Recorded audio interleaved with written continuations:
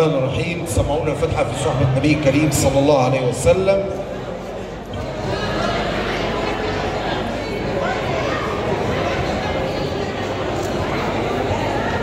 عندما كان رسول الله صلى الله عليه وسلم قبل أن يأتي أمرا من الأمور يستخير الله ويسترضيه، فأسوة برسول الله صلى الله عليه وسلم نقول جميعا: نستغفر الله العظيم، نستغفر الله العظيم، نستغفر الله العظيم.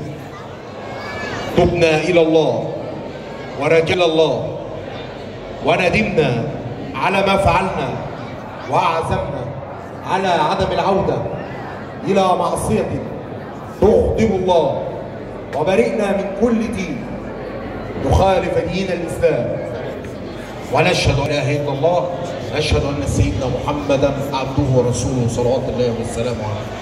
الحمد لله الذي خلق من الماء بشرا فجعله نسبا وصغرا وكان ربك قديرا. أحمده أن خلق لكم من أنفسكم أزواجا لتسكنوا إليها وجعل بينكم مودة ورحمة. وقال الله تعالى: وانكحوا الأيام منكم والصالحين من عبادكم وإمائكم إن يكونوا فقراء يغنيهم الله من فضله والله واسع عليم. وقال صلى الله عليه وسلم: يا معشر الشباب من استطاع منكم الباءة فليتزوج فإنه أغض للبصر أحسن للفرج، ومن لم يستطع فعليه الصوم فإنه له وجاء، أي صوم واحد. صدق رسول الله. وللرسول الكريم صلى الله عليه وسلم السبيل والمنهاج قال عن اختيار الزوج: إذا أتاكم من ترضون دينه وخلقه وأمانته فزوجوه، إلا تفعلوا تكن فتنة في الأرض وفساد كبير. صدق رسول الله. ولم يترك النبي صلى الله عليه وسلم الركن الثاني ألا وهي الزوجة التي إن صلحت صلح المجتمع كله. فقال صلى الله عليه وسلم: ما استفاد المؤمن بعد تقوى الله عز وجل خيرا له من زوجة صالحة إن نظر إليها زوجها سرته، وإن أمرها أطاعته، وإن أقسم عليها برته، وإن غاب عنها زوجها حفظته في نفسها وفي ماله. صدق رسول الله. كما يوصينا النبي صلى الله عليه وسلم أن نختار الزوجة التي تربت في البيت الطيب الطاهر، فيقول صلى الله عليه وسلم: على ما تنكح الزوجة، تنكح الزوجة لأربع: لمالها وجمالها وحسبها ودينها، فاظفر بذات الدين تاربت يدك. صدق رسول الله.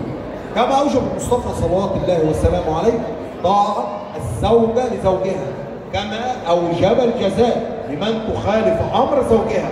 فلا يحق لأي زوجة من نساء المسلمين مهما بلغت من علم وجمال وسلطان وعز أن تعصي أمر زوجها إلا في معصية الخالق سبحانه وتعالى، مصداقا لقوله صلى الله عليه وسلم: أيما امرأة باتت وزوجها غضبان عليها لعنتها ملائكة السماء حتى تصبح.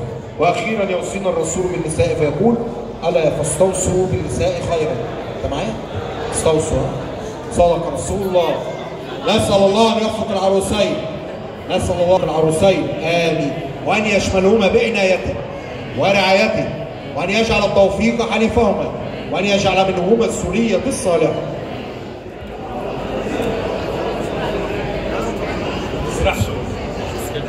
بسم الله الرحمن الرحيم.